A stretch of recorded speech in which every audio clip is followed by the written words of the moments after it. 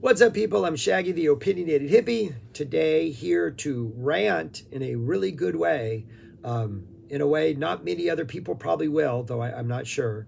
On Deep Purple's officially, I think their fourth live album, Last Concert in Japan.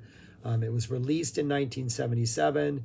It is material from a show, their last concert in Japan, with Tommy Bolin from December 15th, 1975. Apparently, this was another instance, unfortunately, in sort of Deep Purple's already complicated live career, in which Tommy Bolin passed away in the end of '76. And then this concert was rushed out in a way like, hey, man, you guys played with Tommy Bolin, right? He was in your band. You got any live material? Let's get this out there. And so this came out, he died in December of '76. So they had this out with, 4 months. They had dropped this, something that had been recorded in December of '75.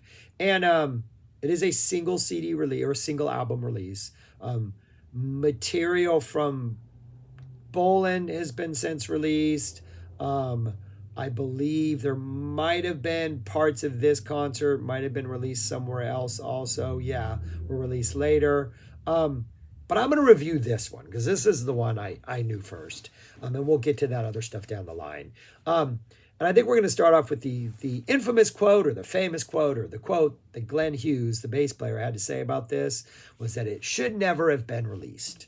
Because apparently the night before, Tommy Bolin did so many drugs, he passed out, slept on his arm for 8 hours, and could not play the guitar.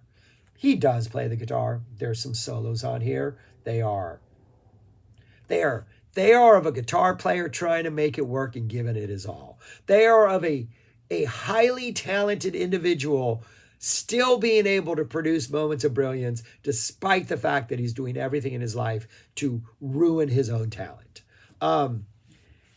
It is a fascinating listen. I also think it is a fantastic listen despite the fact that Bolin is not in a good place.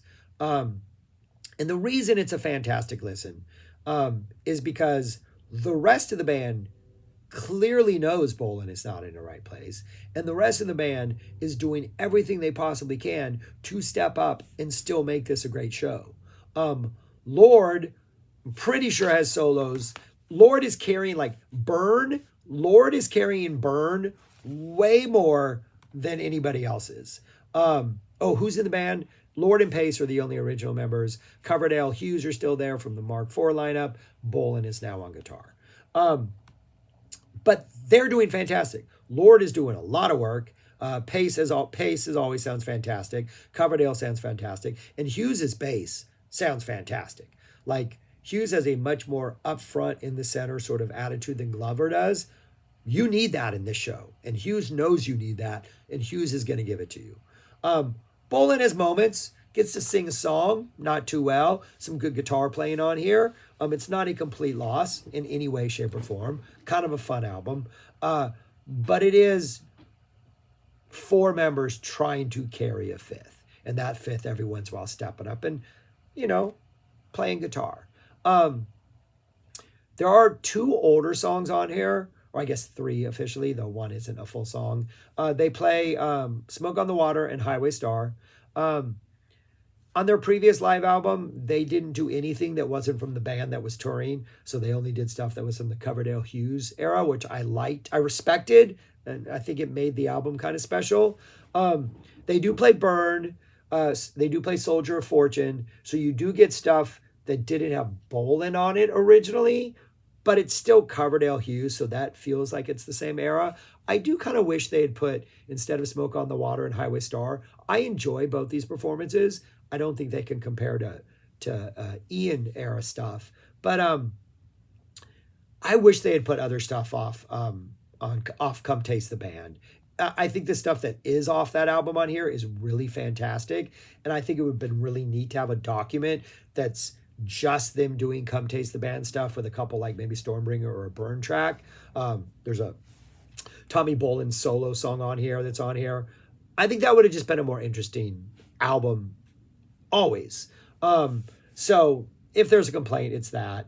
And One of the songs is labeled Woman from Tokyo, but it's pretty much a John Lord solo in which they do like a full band Lord version snippet of Woman from Tokyo. Does not count. So kind of misleading. And I think it was complained about at the time. But it's one album, about 45 minutes long. Opens up with Burn. John Lord seems to be doing the bulk of the work here, especially in that beginning. It's not a it's more like a intro. We get that dramatic intro before they go into the song. Bolin solo is good. It sounds like he's just like someone was like, dude, your turn solo. All of a sudden he's just like shredding, going full on attack mode. It feels on the edge, like it's gonna fall apart at any moment, but it 100% works. The bass is fantastic. It's a great opening song, and the band is doing a good job of like supporting Bolin when he's not there, providing maybe the riffs and licks that need to be done. But he steps up and delivers a pretty good meaty solo that's kind of crazy. Good opener. We get Love Child next, which has that really nice, just big, live, hard blues feel. That super funky middle section that works really well. Just absolutely awesome. Nice Lord keyboard solo in the middle. Bass is fantastic. But the middle of this song, that jammy middle section is just absolutely awesome, which is why I want like other songs off Come Taste the Band to see how well they jam those things out, because there are some absolute bangers on there that they played live but weren't put on this release. You Keep on Moving, which was normally towards the end of the set. I don't like the fact that they move songs around. Like Smoke on the Water, I think was usually in this slot, like third or fourth. But they have that on CD on the second half of the album. You Keep on Moving was usually the penultimate song, but they moved it up to here. I don't think that needed to be done. Nice slowly building song, nice atmospheric opening, goes into some really nice hard rock energy. Great Lord solo. Bolin actually has a nice solo in here. Closes out really well at the end. Kind of gets shredded a little bit. Flirting on their more poppier, accessible vibes, but a really, really good live version of this song. And then half of a great song. That Tommy Bolin does his Wild Dogs off his solo album. The singing is horrible. The song kind of just sounds like I don't know, the band isn't really all that into it. But then we get this really nice solo that is absolutely awesome that completely redeems the second half of the song. So struggle through the first half, but Tommy steps up and delivers at the end. It's really cool solo. Nice spacey middle to this. That spacey middle evolves into this excellent ending. So an interesting choice. Flawed, but interesting. Side 2 opens up with straight up David Coverdale giving us a taste of Whitesnake with Lady Luck. Just your full on awesome energy. It's Deep Purple meets Whitesnake right there. Your funky hard rock. Bolin doing some nice screeching in there. Then we get Smoke on the Water. There are two songs in which I'm assuming it's Coverdale gives a long introduction to the song that's completely unnecessary. Smoke on the Water is one. The other one is Highway Star. And like, these are songs you don't need to give introductions. Just play the song, and the crowd, they don't need an introduction. Don't even kill time with an introduction for these songs. Just all of a sudden finish Lady Luck and go dun, dun, dun. The song itself, I don't think the guitar can quite match Blackmore. The vocals, I'm sorry, but Ian is Ian. You just can't touch that guy. But there is a sloppiness to this song that sounds like any normal rock band just jamming out to Smoke on the Water. It sounds like a bunch of guys in a garage, like, hey, you know Smoke on the Water? Let's play Smoke on the Water. You want a solo? Solo. Play bass however you want. Yeah, you can't sing like Gilliam, but man, sing it anyways. It can't compare to anything before this or even when they reunite, in the 80s because of that voice. But the energy is good. It just sounds like a rock band jamming out. It's a lot of fun. Set your expectations low and just enjoy the ride. It's a good ride. Soldier of Fortune, a misstep, 2.5 minutes. Nice, it's a Lord-centered thing, some dramatic moments, an organ intro. Just seems way too short. Seems as soon as it starts, it's over. Kind of unnecessary. That goes into the Woman from Tokyo / John Lord solo, which is essentially just a John Lord solo with a little Woman of Tokyo action in the middle. That kind of could be dropped also. I think it's maybe a wasted 6.5 minutes that could have been getting tighter. That would have been fantastic. Would have been an awesome, awesome song to hear. Or this time around into that song that follows that. That would have been fantastic. But no, we get this. And then we close out with Highway Star. Nice long intro to this. No, not nice long intro. He talks too long. But that sort of build up in the beginning is cool. But it's a different arrangement. They do a verse. BOLIN takes a solo and doesn't even try doesn't even try to do those runs. He just takes a solo. Then they do another verse. They end the song, and then they go into this other jam, and then they reprise the song again. So it's a really interesting. Yeah, they go back into a song again. It's a really weird arrangement. They just avoid that whole that build thing, and like, we're not even going to try to make him do this, which technically he could. But I like it. I like the difference of it. I like let's just do a verse, let him solo, do another verse. Maybe Lord probably took something else earlier in the show that should have been a BOLIN thing, but he couldn't play. But it's a fun version. It's of a great song. I mean, when you write songs as good as Smoke on the Water and Highway Star, as long as you don't suck, you're not going to ruin the song.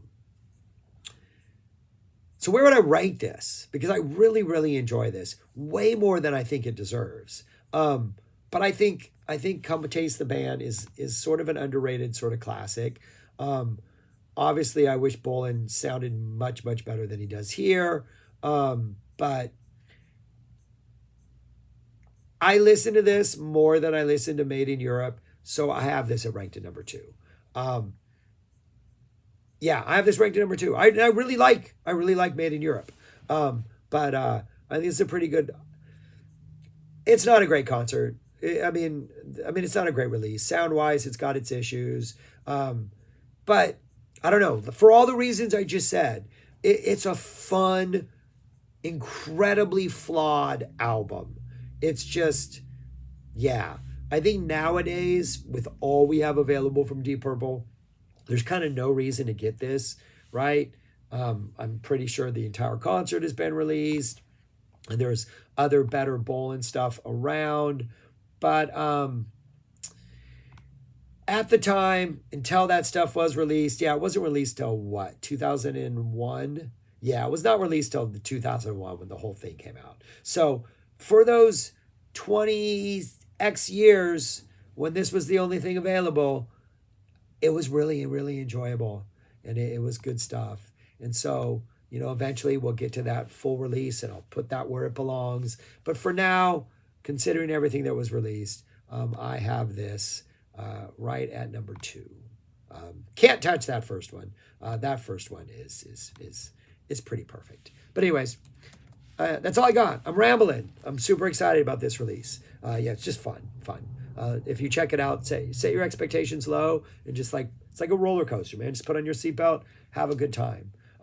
I do think the Come Taste the Band stuff sounds really good, man. Sounds really good. All right, that's all I got. Thanks for watching. Subscribe, like, share, comment. Let me know your thoughts on this album, all that kind of stuff. And peace. Talk to you later.